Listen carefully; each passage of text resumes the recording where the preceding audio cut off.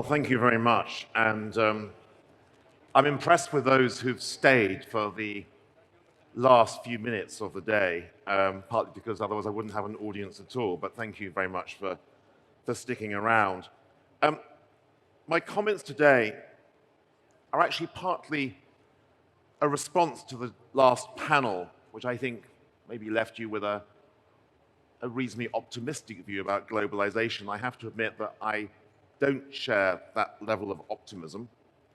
And I want to tell you that I wrote a book back in 2017, which was called Grave New World, subtitled The End of Globalization and the Return of History.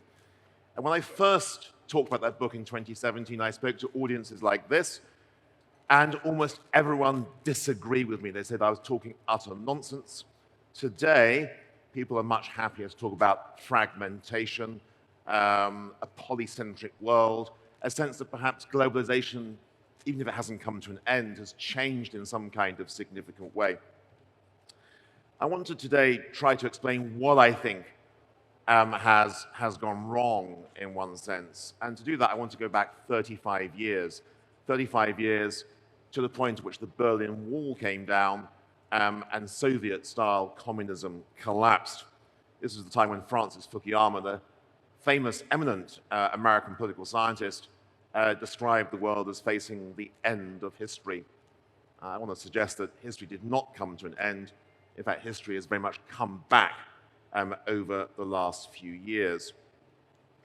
Back then, 35 years ago, we concluded that borders and barriers were going to disappear, that the world was going to be a world that reflected the values of Western-style free market capitalism and liberal democracy, and that countries elsewhere, having toyed with Soviet-style communism, would effectively embrace the Western model. And that meant that as borders and barriers slowly dissolved, we'd have a single market in goods, in services, in people, and capital. And this would be egged on by remarkable changes coming through in telecoms and technology. And the consequence of all of this will be that all of us will become considerably richer. Well, today, things look rather different. It is true that this part of the world remains incredibly dynamic. It is true that India is incredibly dynamic. It's true that parts of Central and Eastern Europe are incredibly dynamic. But stagnation that started off in Japan has spread elsewhere, most obviously to Europe. And although the US outperforms both Japan and Europe to a considerable degree, it is worth stressing that even the US is not as impressive as it once was, not as impressive as it had been in the late 1990s when people talked about the new economy, the new paradigm for the US economy itself. What's gone wrong? Well, population aging is one factor. That kicked off in Japan, of course, but it's come through not just in Europe, but increasingly so in China, in South Korea, in Russia, in other parts of the world. The rebuilding of borders and barriers has certainly been taking place over the course of the last few years, partly a consequence of the deteriorating relationship between Washington and Beijing, also between the West and Russia, and from my own country's point of view, the advent of Brexit, which was a remarkable moment in which we removed ourselves from our nearest trading bloc. And now we have the threat of a trade war that seemed unimaginable 10 or 20 years ago. I want to suggest that there were two factors during those heady days 35 years ago that we forgot about. The first of these is actually history itself. History is subjective. Each nation has its own historical narrative, and sometimes one nation's historical narrative clashes with another's, and they can't really agree on a way forward. For example, when I was at school in England, I won't say Britain because I think schools in Scotland and Wales had their own variants of history.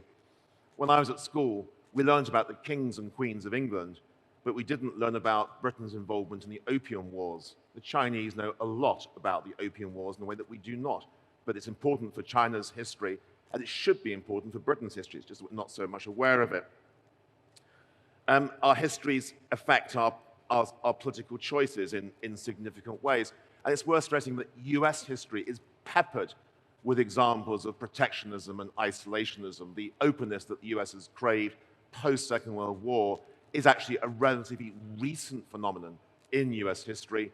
Throughout the 19th century, there was tariffs, partly to raise revenues, but tariffs also to protect infant industries in the US in the late 19th century against the competitive pressures coming from what was seen to be a superior European story. And in that sense, Trump's threats of protectionism, of tariffs and so on, are a kind of throwback to a previous period of American history, a previous period of isolationism, a period of US exceptionalism that we thought had gone, but which appears to be making some kind of return. The second factor, other than history, is that globalization, we forget, has created both winners and losers.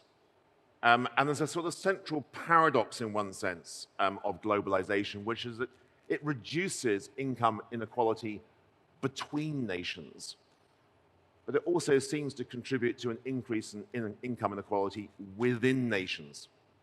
And that really matters, because it's within nations that political choices are being made. So when you look at what's happened in, for example, regions of the US or regions of France, or regions of the UK, what you find is a very unequal story. Some regions absolutely flourishing, Silicon Valley in the US, or Greater London in the UK, or Paris and its surrounding areas in France.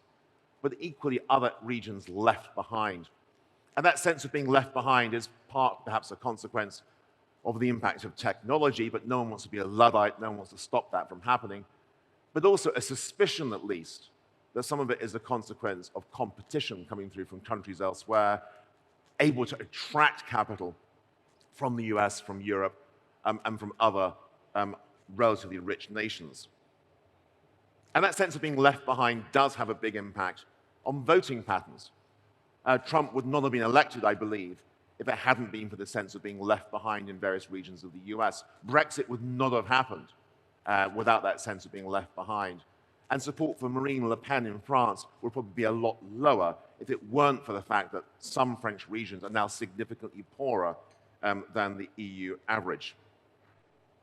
So we resort to rebuilding borders and barriers, the sorts of things that we did in the 1920s and 1930s. Now, Donald Trump, we can't be sure he'll actually go through with those borders and barriers, with those tariffs. We can't be sure at this stage, because it's probably a negotiating tactic. If you want to have an optimistic story associated with this, it loosely relates to the presidency of Richard Nixon, because he did impose import tariffs on other countries, but only for about 6 months, until there was a major revaluation or realignment of currencies that came through shortly thereafter. So sometimes you have tariffs for a short period of time, but again, American history suggests that sometimes you can have it for far longer, and that, I think, would be significantly more damaging. But the choice of tariffs, in one sense, is a reflection of an underlying deep-rooted problem in the West, which is simply that they've gone, in many cases, ex-growth. They simply can't grow at the pace that they had done in the late 20th century. The whole period, really, from the end of World War II to around about 2000 or so, was a period of growth exceptionalism, much faster than we've seen in previous decades, and, to be fair, much faster than we've seen over the course of the last 15 or 20 years. It was an unusual confluence of positive events associated with that period. The opening up of trade, capital flows, expansion of tertiary education, new opportunities for women in the workforce, a whole bunch of things that contributed to unusually fast growth. But now we have aging populations. We've educated most people as far as we possibly can do. And we now hope to wave a magic wand of economic growth without being sure it'll actually deliver the right kinds of results. And if it doesn't deliver the right kinds of results, fiscal pressures will undoubtedly increase, partly because of population aging, the increased costs of pensions and healthcare and so on. And for the West, that makes life very, very difficult.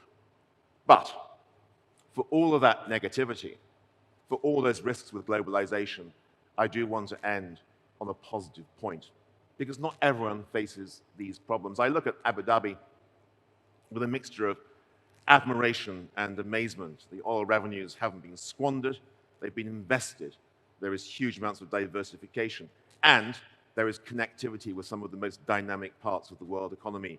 India, other parts of the Middle East, perhaps parts of Africa in the years to come. Maybe even Europe, which could learn a thing or two from what's happening in this particular part of the world. And I want to conclude, therefore, by saying that the capital of capital is no longer just a vision. It is very much now a new reality for the global economy.